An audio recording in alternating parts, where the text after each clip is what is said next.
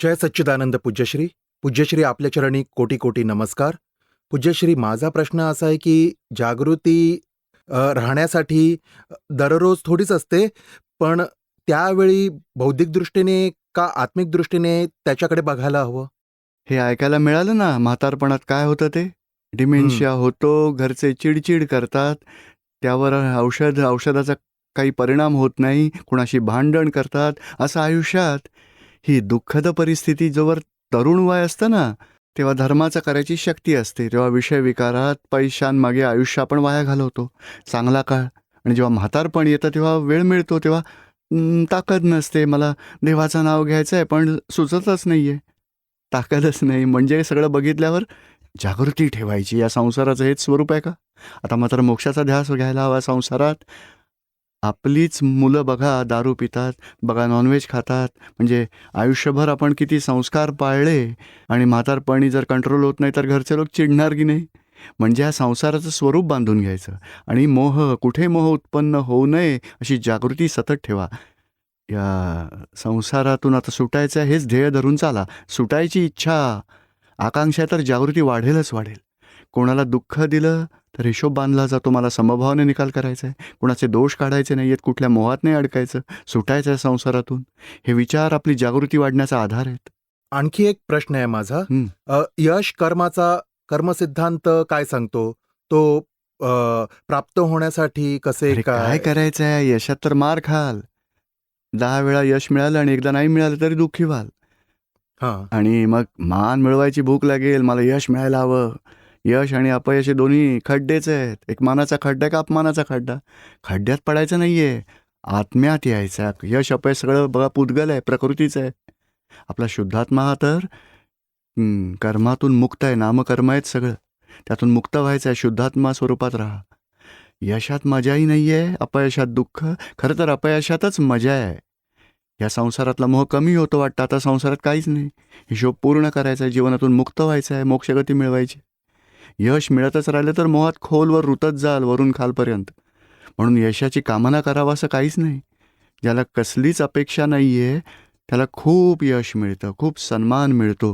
पण ज्याला आसक्ती आहे त्याला मार मिळतो. नाही, अपेक्षा तर नाही ठेवत नाही, पण यश तुम्ही हा प्रश्न विचारला, ती यश प्राप्तीसाठी काय करायला हवं, तिथेच मोठ्या रोगाची लागण झाली.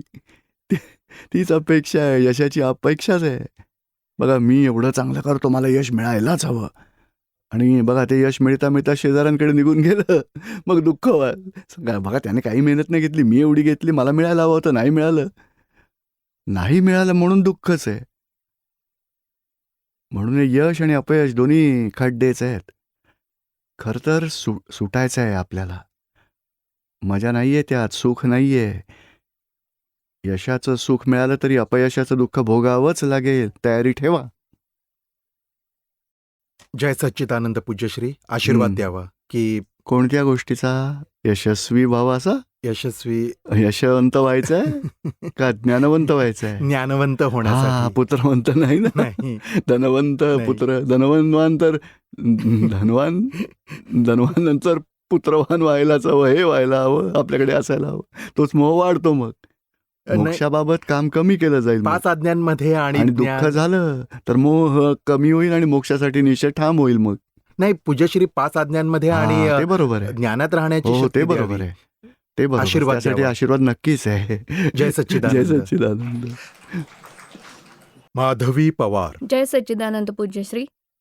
बोला. पूज्यश्री, प्रश्न होता की सामायिकसाठी एखादा विषय घेऊन बसते तेव्हा तो त्या विषयासंबंधी थोड्याच गोष्टी आठवतात आणि मग कुठे वेगळंच काहीतरी सुरू होतं. हरकत नाही, आपण तर धुण्याचं काम करायचं आहे, ते करत राहायचं. बघण्याचं काम करायचं आहे, करावं. आणि खरं तर विषय घेतो, पण त्यात जो प्रॉब्लेम आहे तोच नेमका पकडा. म्हणजे आज कशात हस्तक्षेप केला, म्हणजे अशी गोष्ट सामायिकमध्ये काय घडलंय, कशामुळे घडलं, काय महत्त्वाचं आहे, कोणत्या गोष्टींचं महत्त्व राखलं गेलं, कोणाला दुःख दिलं गेलं, का अहंकार, बुद्धीने काय सांगितलं, सगळं बघा. म्हणजे नेमका जो प्रॉब्लेम आहे त्याचा अभ्यास कराल तर 2 फायदे होतील. एक, सामायिक पण चांगलं होईल आणि दोषही समाप्त होतील आणि हिशोबातून सगळ्यांतून मुक्त होत जा. आणि कधी कधी काही दिसतही नाही पूज्यश्री. हरकत नाही, शक्ती मागायची. 9 कलम आहेत, चरणविधी आहे, शक्ती मागा चांगल्या प्रकारे. आणि प्रॉब्लेमॅटिक गोष्टीचं बघा, सामायिकमध्ये भोगवटा आला, चेक करा सामायिकमध्ये. कुणाला दुःख दिलं गेलं आहे, कुणाबद्दल अभाव झाला आहे, द्वेष वाटला आहे, द्वेष कधी भाव बिघडतात, तर धुण्याचं काम सामायिकमध्ये करत राहायचं. नाहीतर मग शुद्ध उपयोगात राहा. साऱ्या दिवसात 5 आज्ञांमध्ये कुठे चूकभूल झाली, शुद्धात्मा बघणं, कोणाच्यातलं राहून गेलं आहे, व्यवस्थेच्या आज्ञेबाबत कुठे आपण चुकलो, समभाव कुठे राहिला, कधी कुठे नाही राहिला, ते सगळं चेक करा. मग मोठं सामायिक होईल. होय पूज्यश्री, आशीर्वाद द्यावा. हो हो. जय सच्चिदानंद. अरुण गांधी. हं, अ, मला भाव जरा जास्त चांगले समजून घ्यायचे आहेत. हं. मला विचारायचं हे होतं की हे मला कसे समजेल की व्यक्तीच्या मनात भाव आहेत का माझ्या मनात आहेत? तुम्ही ज्ञान घेतलंय का? होय. काय नाव आहे तुमचं? अरुण. मग अरुण वेगळा आहे, मी शुद्धात्मा आहे, समजलाय का? हो. मग आता सगळं 100% अरुणचे भाव आहेत, नक्की भाव करतायत. आणि अज्ञानातही व्यक्तीच भाव करते. फक्त स्वतः मानतो की मी हे केलंय, ती चूक झाल्यामुळेच हा संसार उभा आहे. बाकी खरं तर व्यक्तीचे भाव आहे, ते कॉजेस पेरलेली आहेत, त्याचा परिणाम व्हायला लागतो, डिस्चार्ज भाव आहे. आणि त्या भावभावनांना बघणं, जाणणं, तो पार्ट आपला आहे. त्याऐवजी नाही का, तो भाऊसाहेब म्हणत होते ना, कॉलेजला जातो त्या दृष्टी बिघडायला लागते. म्हणजे बिघडते तो डिस्चार्ज परिणाम आहे, व्यक्तीचे भाव आहेत. आणि आपल्याला वाटतं माझी दृष्टी बिघडली, माझे भाव बिघडले, मला मोह झाला. आपल्याला नाही झाला, कोणाला होतोय, आपल्याला नाही आवडत, तो पार्ट आपला आहे. आणि होतोय तो प्रकृतीचा पार्ट आहे. आणि प्रकृतीचा पार्ट तो बीजातून प्रकट झालाय. म्हणजे अशी बीजं टाकली गेली आहेत विषयाची, त्यातून नजर वाईट बनायला लागली आहे. आपण वेगळं ठेवायचं आहे. मनात काहीतरी चालू आहे, चित्त सांगताय, त्याला आपली मान्यता नाही आहे, मला निर्विकार राहायचं आहे, तो आपला भाग आहे. अशा वेळी समजून घ्यायचं 100% व्यक्तीचे भाव आहेत. क्रोधी क्रोध करेल, मोही माणूस मोह करेल, लोभी लोभ करेल. पण आपण त्यावेळी ज्ञाता द्रष्टा राहायचं, तरच आपण आत्मभावात राहू शकू. मग प्रतिक्रमण? ते तर प्रतिक्रमण नंतर येईल. कोणाला जर दुःख दिलं गेलं तर अरुणला सांगायचं प्रतिक्रमण कर. आपल्यातल्या व्यक्तीने केलेले आहे, आपण तर नाही केलंय पण तो ना. आपण बघा, अज्ञानतेत आपणच मीच अरुण जेव्हा चंदू होता मानायचो की नाही, तेव्हाच बीज पेरली आहेत. आता त्या बीजातून फळ येतं, आज नाही. आपण मालक त्याचे करता आज नाही होत. तरी जेव्हा बीज पेरली ती आपण म्हणजे आता अरुणकडून करून घ्यायचे. अरुण धुवून टाक, त्यामुळे नवीन अभिप्राय नष्ट होतील, नवी बीजं नाही पेरली जाणार. आणि जुनी फळं आपण या आपल्या प्रतिक्रमणाने बीजं पेरली जाणार होती, ती जळवून टाकली आहेत. सुटू आपण त्यातून. आता आठवण करायचे असेल तर ते जे मेमरीचे स्टोअर असते ते कुठे असते? ती सगळी बुद्धी चित्त आहे ना, त्यात सगळा स्टॉक आहे. जेवढे दोष आहेत सगळे तिच्याकडेच असतात, चित्तात. अभाव, तिरस्कार, द्वेष, मग प्रतिक्रमण केल्याने चित्ताची शुद्धी होते, दोषांमधून सुटका. चित्तामध्ये हे चित्तात स्टोअर असते, म्हणून आपण चित्तापर्यंत पोचायला हवे का? मग ते नाही का, आता चित्ताने पकडून ठेवलाय, बुद्धीने पकडून ठेवलाय, सगळा कोणाप्रती भाव बिघडले, त्यासाठी सांगा अरुण धुवून टाक, बस सगळ्यांचा मला करून. लहानपणापासून ते लक्षात ठेवायचे असेल तर जेवढं लक्षात असेल तेवढं करा, नसेल लक्षात सोडून द्या. वर्तमानात राहा. आजच्या दिवसात ज्या काही चुका झाल्या, कुणाला काही दुःख दिलं, कुठे नजर वाईट झाली, तेवढं धुवायचं आहे, बस. मागचं आठवलं तर ठीक आहे, नाही आठवलं तर बाजूला ठेवा. आजचं साफ करा. जय सच्चिदानंद. जय सच्चिदानंद. श्रीराम बुसनर. जय सच्चिदानंद पूज्यश्री. बोला. माझ्या बहिणीशी माझं खूप भांडण होतं. त्यामुळे मला खूपच क्रोध खूप येत असतो. तो कमी करायला मी काय करायला हवं? भांडण करणं बंद करा. आणि भांडण तुम्ही करता का बहीण करते? म्हणजे दोघांपैकी कधी कोणी चालू होत राहतं. मग स्वतःकडून 100% बंद करा. आणि कोणत्या गोष्टीवरून भांडता? प्रॉपर्टी आहे का 25-50 लाखांची, काय नाही, 2 कोटींची? नाही, कोणत्या गोष्टीसाठी भांडता? माहित नाही, पण लहानसहान गोष्टीवरून लहानसहान गोष्टींना महत्व का द्यायचं? एकमेकांना दुःख द्यायचं लहानसहान गोष्टींसाठी का? लहानशी गोष्ट उलट तिला खुशीने देऊन टाकायची. ताई तू ठेव, तुला आवडते ना, तिच्या आनंदासाठी तुम्ही ते सोडून द्या. भांडणही बंद होईल आणि क्रोधही होणार नाही. सोडू शकाल का? हो. आणि बघा, सोडून देण्यात खूप सुख आहे, नाही का? ती चिमणी बघा, तुम्ही दाणे टाकता ना, दाणे टाकल्याने सुख व्हायला हवं का दुःख व्हायला हवं? दाणे दिल्यावर पण चिमणी ते सुख. खाते तेव्हा किती आनंद होतो. हो हो. आणि आईस्क्रीम सगळ्यांना खायला दिलं तर बघा 100चं पॅकेट आईस्क्रीमचं मागवा आणि सगळ्यांना खायला द्या. सुख मिळेल का दुःख होईल? सुख. हां, इतरांना दिल्याने खूप सुख मिळतं. आपण हिसकावून घेतलं तर दुःख होतं. देऊन टाका. बहिणीला खुश करा, एवढं द्या. बहीण लहान आहे का मोठी आहे तुमच्याहून? लहान आहे. अरे म्हणजे तुम्ही तर मोठे आहात. हं? म्हणजे बघा आपल्यावर तर एक जबाबदारी आहे. छोटीला आनंदी ठेवायचं, दुःख द्यायचं नाही. तिला खेळवायचं आहे तर कधी टीव्ही पाहायचा असेल, गेम खेळायचा आहे तर देऊन टाका तिला. एक 15 नाही दिवसांचा बघा. प्रयोग करून पहा. ती खुश होईल, आनंदी राहील असा व्यवहार करा. हं? काय झालं? नाही, नाही तुम्ही म्हणता नाही, नाही. काय म्हणालात तुम्ही?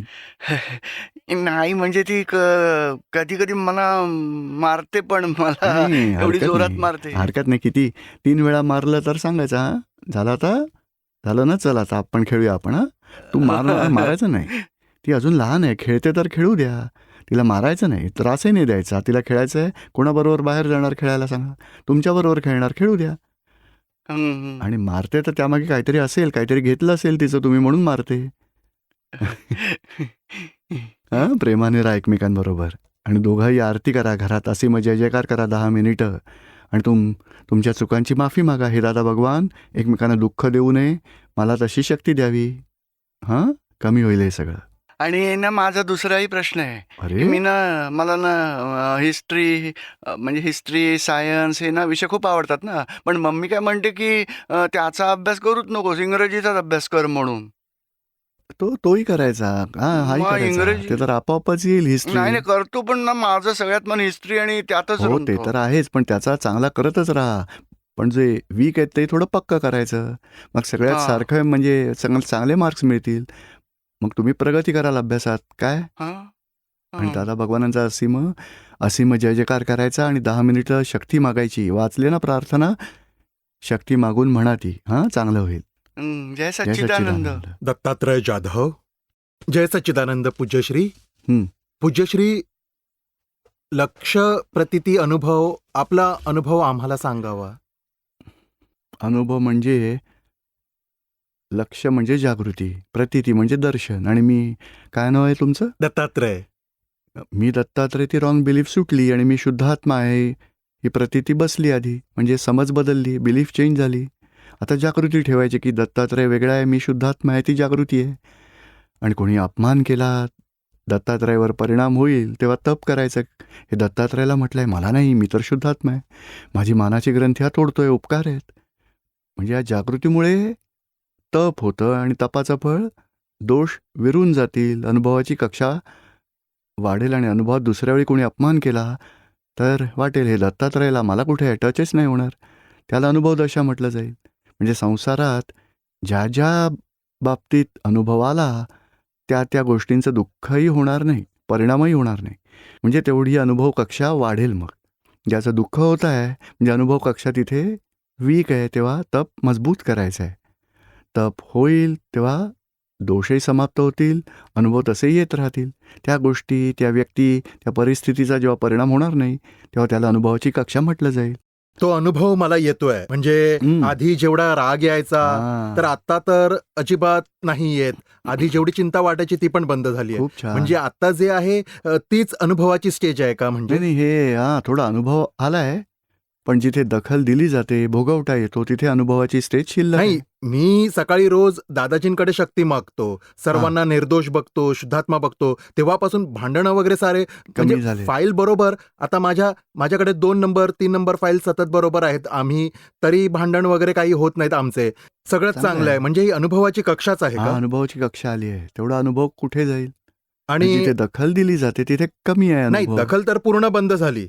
खूप छान. चला, ओके. जय सच्चिदानंद. पण ही तर सुरुवात झाली. पूर्णावती नाही झाली. पूर्णावती तर फारच पुढची गोष्ट आहे, ती तर बाकी आहे तो अजून सांगा ना तुमची. मग तुमचा अनुभव. हो, त्याचं काय आहे की आता दत्तात्रयाचं काय विचार येत आहेत, काय वाणीतून बाहेर पडताय, काय आचरणात येत आहे, त्याला वेगळं ठेवायचं निरंतर. ज्ञातादृष्टा तर राहतो मी. निरंतर राहायचं, निरंतर शेवटपर्यंत जायचंय. नंतर मानाची ग्रंथी, लोभाची ग्रंथी, विषय विकाराची ग्रंथी, मोहाची ग्रंथी ती पण नाही राहिली आहे. आता नाहीये असं नाही म्हणायचं. त्याचं कारण काल कधी कधी पिशवीतून कोणता कचरा बाहेर पडतो कुणास ठाऊक. बरोबर. त्या जागृतीत राहायचं. जय सच्चिदानंद. हां, जय जय सच्चिदानंद. सच्चिदानंद. शिवानी सूर्यवंशी. जय सच्चिदानंद दीपक भाई. शिवानीला खूप क्रोध येतो प्रत्येक गोष्टीवर, एखाद्या अशा गोष्टीवर नाही तर प्रत्येक गोष्टीवरच. म्हणजे क्रोधच क्रोध असतो. जेव्हा मम्मी किंवा भाऊ किंवा पप्पा कधी बोलायला आले तर डोक्यात तेच असतं, क्रोध असतो, क्रोध आहे असंच. पण फक्त म्हणजे एवढंच आहे की आई आणि भावाचे ज्ञान स्ट्रॉंग आहे माझ्यापेक्षा, त्यामुळे ते ॲडजस्ट करतात. पण कधी कधी मला असे वाटते की मी त्यांचा फायदा घेते. कारण असं की बघा, त्यांना माहिती आहे की मला खूप लवकर क्रोध येतो म्हणून ते ॲडजस्ट करतात. पण माझ्याकडून ते होत नाही. आणि हे पण आहे की कोणत्या जेव्हा गोष्टींमुळे, कोणत्या कारणाने? आपलं कोणी ऐकत नाही म्हणून क्रोध येतो? आपली मनमानी होत नाही म्हणून क्रोध येतो का? का आपला काही अहंकार आहे?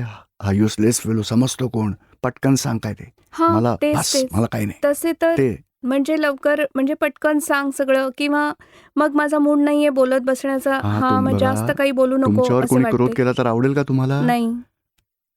तर पण मग आपल्याला जे आवडत नाही, आपण इतरांवर तसं का करायचं? पण दीपकभाई आणि त्यातही क्रोध करून सगळ्यांना सुख मिळतं का? नाही, तुम्हालाही आनंद होतो का क्रोध करून? नाही. किती भोगवता येत असेल? आणि क्रोध कोणत्याही गोष्टीचं महत्त्वच नाहीये. महत्त्व असेल तर ते समजून घ्या. आणि क्रोध, दादाजी म्हणायचे, समजा एखाद्या मौल्यवान गोष्टीला ती असेल तर मग क्रोध करा, पण क्रोधाची किंमत 5,000 आणि गोष्ट फक्त 500 रुपयांची. त्यासाठी क्लेश का करायचा? क्रोध का करायचा एकमेकांवर? त्याच्या बदल्यात खूप जोखीम आहे. 500 रुपये गेले तर ठीक आहे, पण 5,000चा क्रोध करणं नुकसानदायी आहे. लॉस त्यात जास्त आहे. हं, क्रोध हा एक प्रकारे अहंकारच आहे. समज आपली कमी आहे. हं. समज आपली कमी पडते म्हणून आपण क्रोधाने कार्य करतो. बघा, समज वाढवली तर क्रोध करायची गरजच नाही आहे. एक्सप्लेनेशन द्या, अंडरस्टँडिंग शेअर करा, कम्युनिकेशन करा, मग क्रोधाची गरज नाही आहे. क्रोध हे हत्यार आहे. आपली मनमानी करायची आहे किंवा आपली समज, मला जे हवं आहे ते नसेल मला मिळत तर क्रोधाने आपण हिसकावून घेतो. तो चुकीचा मार्ग आहे. आणि कोणाला दुःख देऊन आपण कधीच सुखी नाही होत. म्हणजे क्रोधाने, जेवढ्या वेळा क्रोध आला त्याचं प्रतिक्रमण करा. आणि घरचे जे आपल्यासाठी किती दिवस रात्र खाणं पिणं किंवा एकमेकांशी ॲडजस्टमेंट करून सुख देऊ पाहतात, त्यांना आपण दुःख देतो. किती चुकीची गोष्ट आहे ही. म्हणून त्यांना दुःख द्यायचं नाही आहे. आणि जे दिलं गेलं आहे प्रतिक्रमण करा. प्रत्यक्ष जाऊन माफी मागा. पप्पा मी रागाने बोलले, मग मी माफी मागते, सॉरी. एकदा हे करा तरी. असं 10 वेळा कराल तर हळूहळू शक्ती वाढेल, क्रोध कमी होईल आणि कम्युनिकेशन नंतर नॉर्मल व्हायला लागेल. हां, जेवढ्या वेळा आधी मनातल्या मनात चालू करा प्रतिक्रमण आणि शक्य झाल्यास प्रत्यक्ष सॉरी म्हणा. पप्पा सॉरी, माफी मागते मी. पण दीपकभाई त्यातही असे होते की मला असे वाटते की पुन्हा पुन्हा क्रोध करायचा आणि पुन्हा पुन्हा माफी मागायला गेलं तर त्यांना अहो, पुन्हा पुन्हा जा. त्यांनाही असं वाटेल की ही करते आणि नाही, मग नाही, सॉरी हरकत नाही. म्हणायला येते. अहो अहो जा तर खरं. एकदा सुरुवात तर करा. मग मला त्या गोष्टीचंही वाईट वाटतं की मी पुन्हा पुन्हा गेलं तर हां, मग त्यांना पुन्हा पुन्हा वाटेल. क्रोध करणं बंद करा. तुम्हाला नाही आवडत, लाज वाटते ना पुन्हा पुन्हा जायची, मग हां. क्रोध करणं बंद करा. आणि चर्चा करून काम करा. क्रोधाशिवाय दुसरा मार्गच नाही का या दुनियेत? आहे ना. काम नाही करू शकत? का आपण क्रोध करूनच काम करावं? आणि पुन्हा पुन्हा हं. लाज का वाटते आपल्याला? आपण चूक केली तर माफी मागा आणि पुन्हा न करण्याचा निश्चय करा. बघा, पण लवकर जाईल क्रोध. मला असे वाटते की मग ते असा विचार करतील की म्हणजे हा, ही आता असे आपली बुद्धीची दखल आहे. हां. ते आई वडील आहेत. ते तर बघा, तुम्ही एवढ्या चिडता तरी ते माफ करतात. तुम्ही माफी मागितली तर डबल माफी करतील. होय.